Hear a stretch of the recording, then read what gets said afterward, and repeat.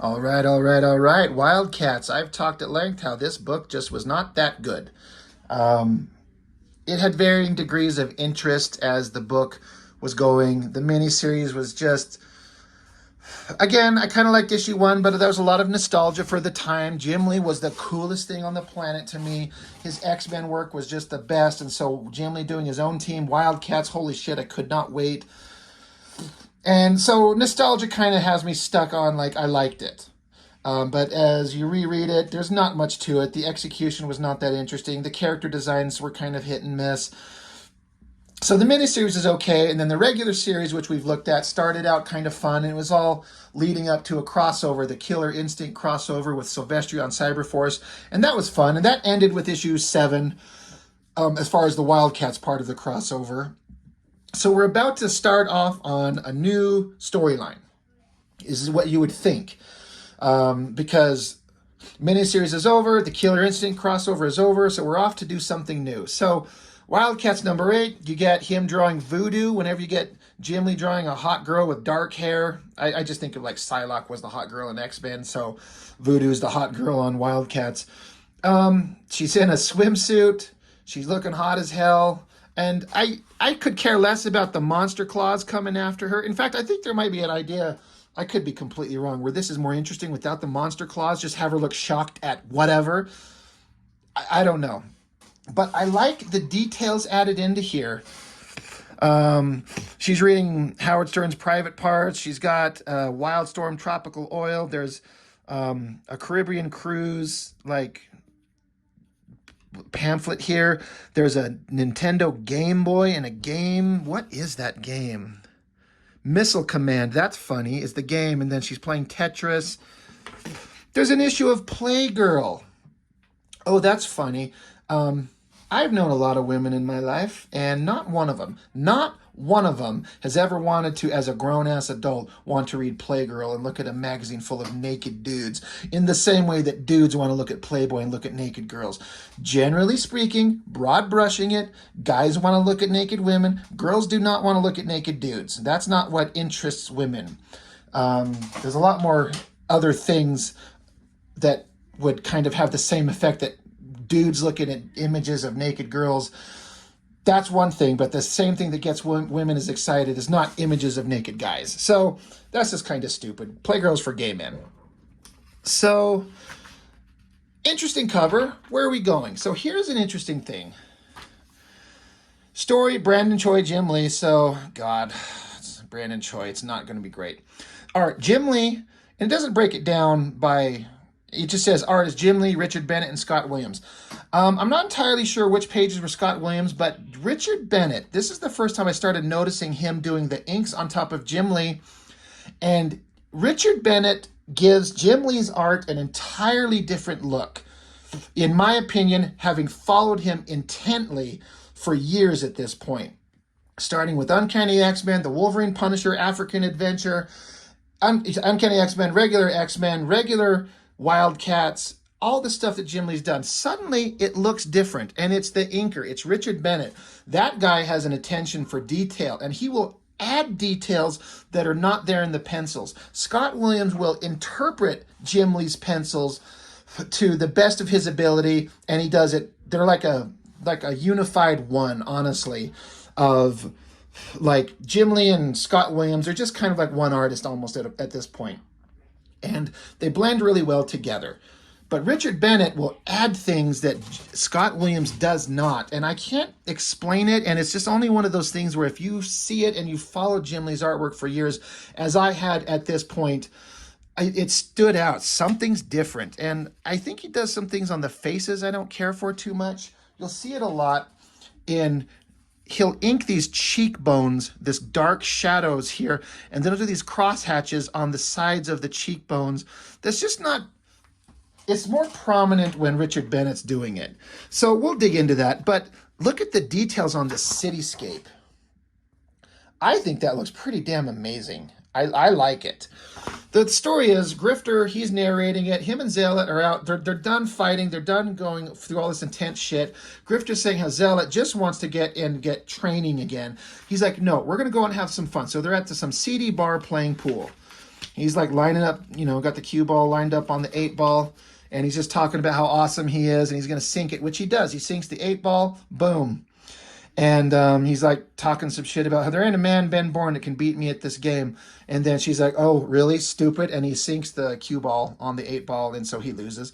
I look at this, and I'm sure my brother John is watching. John, what's up? This kind of basic design of Grifter wearing sunglasses and a backwards hat, and then a little bit later on a motorcycle, was, I believe, a visual inspiration for my brother at the time. This is 94, and my brother graduated high school in the year 2000. So young guy, young boy at the time, but he saw this, and I think this was the start of the creation of his own character, Kyle Seals. I'm looking for, I brought it in here. Shit, where did I put it? I wish I would have thought of this in advance. I got it right here. We'll be looking at this soon enough. This is the newest issue of my brother's book, issue 8. The character is Bliss, and the book focuses on this girl, but there's this character that my brother created as a kid, and that to this day,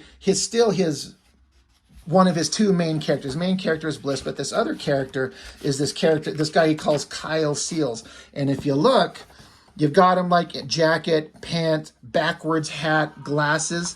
This version of this guy was like the prototype for this guy. Now, it's pretty standard-ish. It's just a dude wearing glasses and a backwards hat and regular clothes. But I believe this is his inspiration for that look. The guy was really fucking cool. So, again, my brother was 12 or 13, something like that. And this is his character in the books to this day. So I just think it's interesting. I think it's fun. I've got plenty of characters that I looked at in comics, and they were the visual inspiration. And that's just part of the fun as being a young person that likes to draw and create. That's me, and that's my younger brother. I've got an older brother and then 2 younger sisters. They're all creative, but none of them are artists. But me and my brother, we see this stuff, and we'd read the comics, and it meant more to us than the casual reader, because we don't just read them, but we read them, and then we want to make them. We want to create comics. And this stuff inspires us. So I think this is just funny. I see this, and I see my brother's early kind of inspirations, and I look at him. I don't see Grifter, Cole Cash. I see my brother's character, Kyle Seals, in a way, with a super hot babe that's with him. Anyway, he sinks the cue ball. The locals at the bar start laughing at him and pour a beer on his head, and one of the big dummies, as happens in every fucking comic book bar scene, they start hitting on a girl inappropriately, and of course the girl's just gonna knock his fucking teeth out with a ninja kick. Boom. He jabs the guy in the gut. This could be considered assault, honestly. Grifter's going to jail. This asshole, he poured a beer on his head, but I don't think that's going to qualify as assault, especially take a pool cue and bust it into his nuts and then bust it over his teeth. Like, Grifter's going to jail for this shit. But it's a comic book, right? The bad guys, they all start pulling knives on Zealot. I think she looks pretty hot here. I like the silhouette of her. Big, poofy jacket, but then, like, very tight pants and then boots. I just think she looks good. I like that Zealot is out of her ridiculous, like, Wildcats outfit, like the fucking bikini with the armor pieces and the little spiky things on her back. Also, at just some point, she magically grew super long hair. In the miniseries, it was very short, very, very short, like, very short. I'm trying to imagine or remember what issue it suddenly was long. I think it was just that was starting in the regular series. White hair, I guess it's fine. I think I probably prefer a short hair version of her, but she's pretty hot.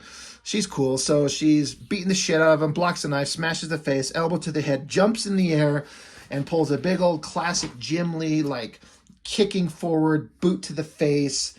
Looks pretty good. I'm trying to determine which ones of these is Richard Bennett inks and which one is Scott Williams. I feel like this one might be Scott Williams, maybe, but I could be wrong. But all of this is Richard Bennett inks. It's just some of this hyper textured detailing that was just not normally done. It wasn't. I think it's funny, these little Easter eggs you got in living color. It says Alice in Chains, these little things that they throw on the wall. I wonder if that was Jim Lee or the inker doing it. Grifter gets a little page on his beeper, and he's got to head off and go do a thing. He's like, this is personal. I got some shit to do. This is important. She says, he's like, this goes back way before, even before us. She's like, I thought we were a team. He's like, look, I've got to do it alone. She says, okay, well, I'll respect your wishes. You can go do your thing. And so she makes out with him. I always liked this drawing. I've said this before. Drawing two people kissing and lining up their faces to have two planes that are touching, but then they're three-dimensional and parts of them overlap each other. That's tricky. And I feel like he kind of nailed it. I kind of like it. So she kisses him and he pushes her away. So I'm like, what the hell are you putting that? Come on, dude, get it. Get it. And she's just like, what? Isn't this what friends do? He's like, yeah, if we're going to stay friends, we got to stay friends. He says that you sisters are too recreational about it all. That's just not my style. So she's part of the coda, these warrior women. And he's implying that they're very recreational about sex, which, hell yeah, let's get it. I mean, look at that ass. Who wouldn't want to bury all up in there? But I like that he's kind of implying that I get the feeling that he's kind of gone there with her and he's been hurt, maybe. He's like, I'm not doing that. Though he jumps on this crazy cyberpunk motorcycle. It looks like very much Jim Lee technology, but it's pretty cool. And again, there's my brother's character because his guy rides a motorcycle. I'm sure this is where that inspiration come from. He's like, I got to go do some shit. She's saying, I never meant to hurt you. He's like, I know, I'm sorry I snapped like that. We've just been down that road before, and all it did was bring me a lot of grief and heartache. Anyway, I got to get going. Don't worry about me. I'll be fine. Don't take it the wrong way, Zealot. You mean more to me than you'll ever know, but I don't want to make the same mistake twice. Aw, sadness. That fine ass was ready for it, and he didn't want to give it to her. Now she's sad, so she's got to go find satisfaction from somewhere else. And so Grifter takes off to go guest star in the Kindred miniseries, which I've got and we'll dig into. So that's where he goes. So he's out of the comic for, a bit. Cut to, you got, this is Warblade and Maul, which they don't look anything like you've ever seen. For a minute, it took me when I first read this, like, who the fuck are these assholes? But this is Maul when he's shrunken down to normal human size, and then Warblade out of that stupid outfit that he wears. They're in some kind of like art gallery looking at this painting of like these smiley faces that are not smiling and trying to evaluate its validation as art. Is this art or is this just pretentious stupidity, which I think a lot of modern art absolutely is. And they run into some hot girls and they're trying to flirt, they're trying to play, let's hook up, let's get into it. This is a part where all of this previous stuff, I didn't care about this. I kind of was interested in the storytelling here. It's just getting to the personal interactions of these characters. There was some stuff I kind of liked here. Jim Lee drawing a giant double-page spread of Voodoo looking sexy as hell, kind of like the cover. Proportionally, her hips may be too big. Her waist may be too small, very elongated. It's comic book proportions, but goddamn does she look good. And I've always liked the textures that he put into this swimsuit. Now, I think this is definitely Richard Bennett inks. I'd bet my paycheck on it. This is his inks, but I like the way there's a difference in the textures from like the mesh on her stomach there above, and then like the shiny lycra, whatever this material is, showing those like tight abs of hers on this part below. I think it looks really good. I like the details. I like the clouds, glasses, earrings, bracelets, her nails. I always, even as a kid, remember looking at this and going, how do you do these long, swooping inking lines? I don't understand how you make those happen, and I still kind of struggle with it in a big way. That's hard to get that kind of a snap. Another thing that was really, really interesting to me about this is, I guess, time frame-wise, it must have lined up, because I don't remember exactly when, but a bunch of Easter eggs thrown into this scene. Some here and some on the pages in the background. This is Superman and Lois Lane in the background. She's holding a paper that says The Daily, as if the Daily Planet. That's Clark. It's clearly that square jaw. You can even see his little stupid underwears. They've got like the blue and the red kind of Superman symbol. They had gotten married in the comics, I believe, right about here. And so they're on vacation. So Voodoo and Spartan are on a cruise. Guess who's there? Superman and Lois Lane. Just a little Easter egg thrown in the background. I love that. These guys, I don't know who they were supposed to be. I just kind of took it as it's supposed to be like a cartoonish version of Jim Lee and Scott Williams. I don't know if that's true at all, because they make the Jim Lee, if that was supposed to be Jim Lee, like a pudgy kind of squat, out of shape door. And that's not what Jim Lee looks like. Jim Lee's a short guy, but he's not a pudgy kind of ugly guy. So I don't know if that's true. That's just me entirely guessing. I love that they threw in Beavis and Butthead, old Beavis and Butthead in the background, like balding and trying to hit on the chicks with the AC/DC shirt. That's totally Beavis and Butthead. I think it's funny. And what's even funnier is the recent episodes, the new episodes of Beavis and Butthead have an old version where they're like middle-aged losers, and they're actually really funny. I find those really entertaining. Anyway, that's fun. And there's Spartan, and they're hanging out, and she's trying to get him to lighten up, and he's like, I'm just a robot. You don't need to call me Voodoo. You could call me by my name. My name is Priscilla. You are Hadrian? And she's like, your sunglasses look really cool. He's like, I don't need to look cool. I'm a synthetic artificial life form. I have no problems with my self-image. And she's like, no, being cool is more than this. Blah, blah, blah, blah, blah. I don't know. Whatever. Easter eggs in the background. Beautiful, sexy-ass Voodoo. I'm on board. And he's like, I am just an amalgam of biosynthetic components controlled by silicone-based neurotronic brain, you'll recall. And so she's sitting here, she's like, hey, no big deal. You're not the only one around here with silicone parts, big guy. So she's basically admitting that her titties are fake, which is fine. Who cares? I don't care. They're real enough to me, right? A little bit of a weird tangent with her hand connected onto her foot. He could have moved her foot over, her hand over, so they didn't kind of line up like that.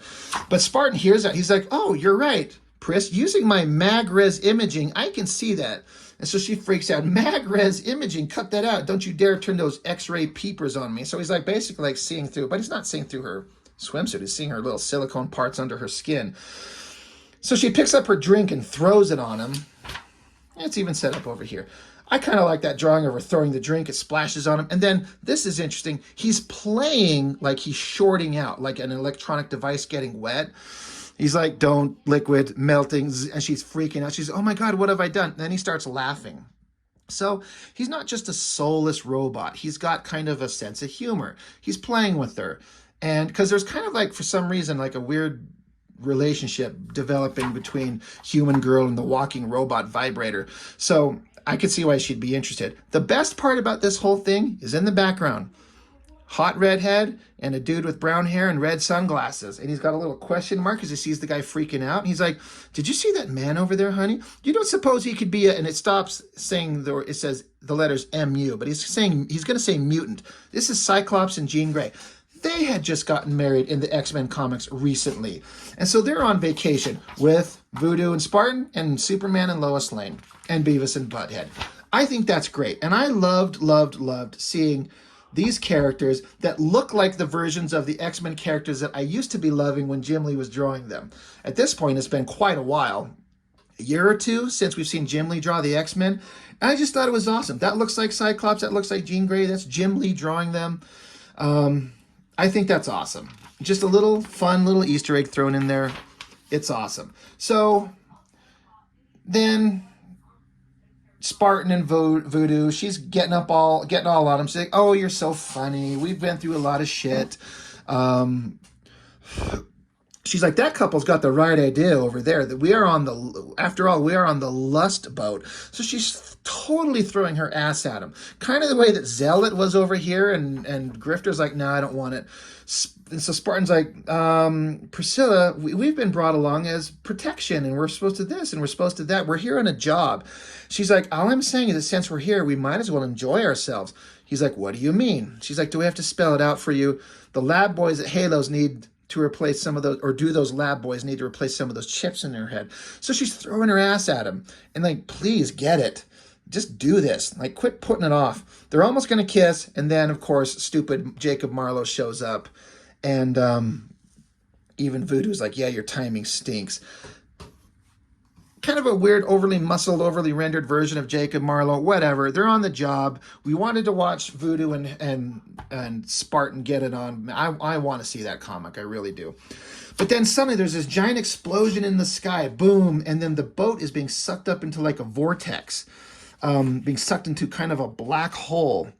And what the hell is that? What's going on? Just suddenly, holy crap, explosion, boom. They're sucked up into the sky, and boom, they're gone. And they're saying they're in the Bermuda Triangle, and they're gone. So, all right, mystery's starting. Back at the Halo building, Void, rather, she's been observing everything, and every artist likes to draw her because she's just basically a nude female figure covered in silver, so you can draw her with the biggest boobs ever. And some of the other random ass characters come along and like, what's going on? And she's like, Lord Imp, he's attacked, grave danger. I've always liked this upshot of that female face. I've seen Jim Lee draw that face on women many times, and I think it looks great. The position of the nose, the mouth, how the lower lip is very thin, but the upper lip, you see, the chin. I think it looks great. It looks really good. I think he nails that really good. Back with the city, you got Stupid Maul and Stupid Warblade walking around after, I guess, apparently not sealing the deal with the hot girls at the art gallery. Suddenly there's a bright light flashing on him. Here's a spaceship looking thing. And they're like, hey, Warblade, Maul, we got troubles. We gotta go do superhero shit. So Attractive Beam shoots down on them. Warblade starts ripping his shirt off and turning into his ridiculous outfit. Maul decides now's the time to start growing giant. So they get tractor beamed up into this funny looking little weird shaped ship. I've never liked Jim Lee's technology stuff exactly, but it's kind of okay here. I like this because it's interesting because you come over, here's their ship that we've seen before. I mean, it got blown up. I guess they've rebuilt it. It got blown up in that Killer Instinct issue where I railed on how it got hit by multiple missiles and it exploded and everyone inside it survived and was just falling through the air. I'm like, that's not how missiles and jets work. But anyway, here's the jet, and it's just like a little side panel, one of the side engines and wings that detaches, and it reconnects, and now the guys are Maul and Warblade are joining the ship with the rest of the team. I thought that was a really cool kind of idea. The ship can separate and have little separate modules and just reconnects, and we got to go find our buddies. Something bad's happening. There's Zealot and whoever this girl is. I forget her name. Who cares? But we got to go. We got to get out of here. Cut back to there's Marlowe, Voodoo, Spartan, and there's some bad guy, some dude with half a metal face wearing some kind of ridiculous armor, looks very uninteresting. And even Marlowe's like, am I supposed to know you? So he's some asshole. We don't know who he is. We don't know. We don't care. Just another faceless villain. So that's the end of the Wildcats story. Kind of interesting. I'm kind of more on board with this one than a lot of them. I don't know why. We kind of know the characters. We'll see them do some regular human interaction stuff before we get into the mindless fighting. And then there's a short story with Travis Charest, written by Steve Siegel. I remember some people saying, hey, that's Steven Seagal. That's the guy from the Under Siege movies. I'm like, no, you fucking idiot. That's not the same guy. It's spelled differently. And why would Steven Seagal be writing Wildcats comics? God, you guys are stupid. Anyway, Travis Charest, he'd been doing work for DC Comics and Dark Stars, was it? I'd seen his work. I never cared for it, and I never cared for it here. But this is... Travis Charest's growth as an artist was exponential. He's obviously good, but he's kind of like Jim Lee clone with an attention for detail. But man, he just accelerated like a rocket ship once he got the regular Wildcats title and became one of the best artists ever. And God, I wish he drew more books. He's still out there and he doesn't do hardly anything these days, but man, was he just incredible. I've talked about him before. But this early stuff is kind of fine. It's Voodoo back in the day at this point in the story, she just barely had her first adventures with the Wildcats, but she's back stripping because we got to have some kind of characterization and put her in this ridiculous outfit that she's wearing. And so, yeah, she's a stripper. She's got some buddies. They're talking about life and existence. The artwork is good. Again, Charest has got a lot of like attention to detail and pretty good storytelling. He's not doing a lot on backgrounds, which is interesting because as he grows as an artist in the next year or two, he becomes incredibly good at everything, including great backgrounds. But they notice something's going on, and then there's some random chick that shows up. Now, this girl showed up, I think it was issue 1 of Wildcats. She showed up at the strip club to take her down, and with a bunch of other scumball bad guys, and she was the one that attacked them. And she's a coda. She had this like triangular-shaped pointy staff, and she blew herself up. I believe this is who this is. But she's pissed off because her skin is melted, and she's mad that this shit... Yeah, it's her, the coda that destroyed the hotspot, the bar that she used to work at. She's alive, so she's showing up, mad at Voodoo, and going to kill her. So again, lack of backgrounds everywhere, but artistically, lots of detail, lots of fine inking by Tom McWeeny. He's a great inker. And they're going to fight. They're going to claw at each other. Voodoo's got to kick her off. Now, here's the thing. Voodoo, she doesn't really know how to fight. She was never a warrior. She was just a girl with some powers where she could kind of like see things, but she was never trained as a fighter. And this is a Coda warrior, one of the most badass fighters ever. This girl should murder the shit out of Voodoo in 5 seconds. But, you know, that's not how it works. She's grabbing her. She's choking her out. Voodoo somehow gets the weapon I guess she was carrying on her back, this giant staff that's never to be seen anywhere, but she pulls it out. Storytelling is a little unclear there. Stabs her in the knee, runs out of the door. Doesn't really look like she's winning. I wonder if she jumped down from here or she went down the steps and down the steps.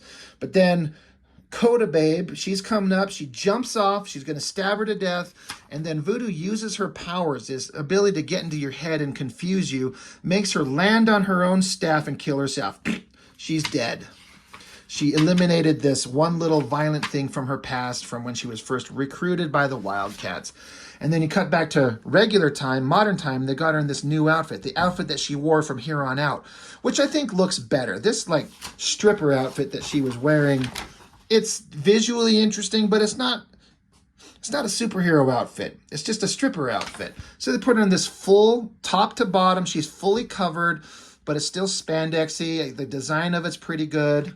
It works. And she's like, yeah, I've had to grow. I've had to learn. I'm cool now. Okay, that's fine. I like it. And that's it. And this is issue 8. So issue 9 continues the story. And then issues 10, 11, 12. Claremont and Jim Lee reunite for a run.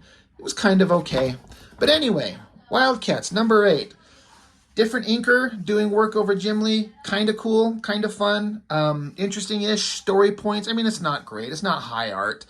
But in terms of Wildcat stuff, before it gets really good, written by everyone else, for the Jim Lee, Brandon Choi stuff, I kind of like it. I like the kind of everyday stuff. It's fun. I kind of enjoyed it, so it's fine. So that's all I have got for now. What are your guys' thoughts on this? Am I crazy? Is the story really great, or is it really terrible, or what do you remember of it?